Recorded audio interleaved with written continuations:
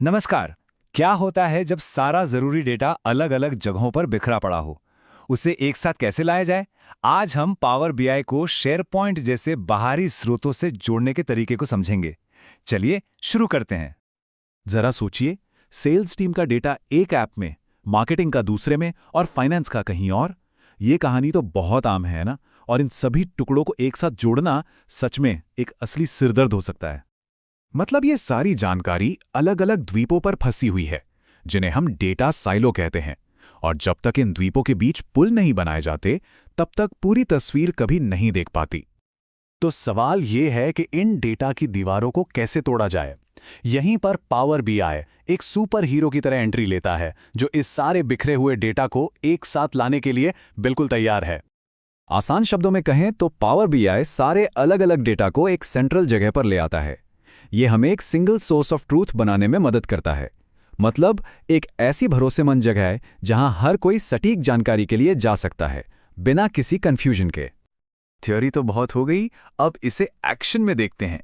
चलिए एक काल्पनिक कंपनी टेलविंड ट्रेडर्स के साथ एक मिशन पे चलते हैं, ये देखने के लिए कि ये सब असल में कैसे काम करता है।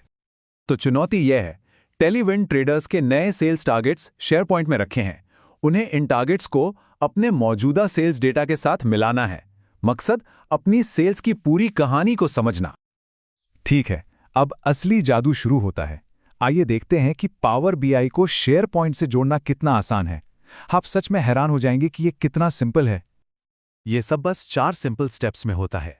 डेटा हासिल करना, यूआरएल डालना, ऑथेंटिकेट करना और फिर डेटा को चुन के लोड कर लेना। चलिए हर स्टेप को थोड़ा और गहराई से देखते हैं। यहाँ एक बहुत ज़रूरी प्रो टिप है।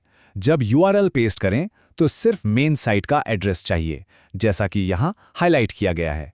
पूरी फाइल पाथ की कोई ज़रूरत नहीं। बाकी सब पावर बीआई खुद संभाल लेगा। यूआरएल डालने के ठीक बाद पावर बीआई एक छोटी सी सिक्योरिटी जांच करेगा। ये बस पक्का करना चाहता है कि एक्सेस सही है या नहीं।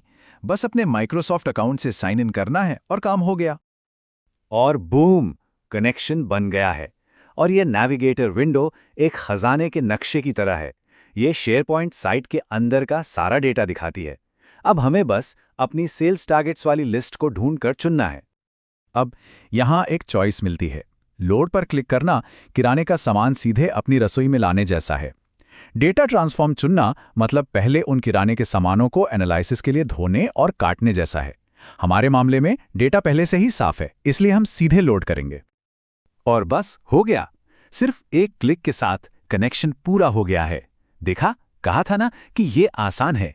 अब आइए देखें कि हमने क्या हासिल किया है। बहुत बढ़िया, हमारा शेयरपॉइंट डेटा अब पावर बीआई में आ चुका है। ये अब सिर्फ डेटा नहीं है, ये इनसाइट्स की एक खान है जो एनालिसिस, विजुअलाइजेशन और बड़ी तस्वीर देखने के लिए पूरी तरह से तैयार है। तो जाते जाते एक सवाल के साथ छोड़ता हूं। जब डेटा के साइलो टूटते हैं तो सिर्फ डेटा नहीं जुड़ता, बल्कि मौकों की एक पूरी दुनिया खुल जाती है। तो सोचिए, बिखरा हुआ डेटा अगर जुड़ जाए तो कौन सी अविश्वसनीय कहानियां बताने का इंतजार कर रहा है।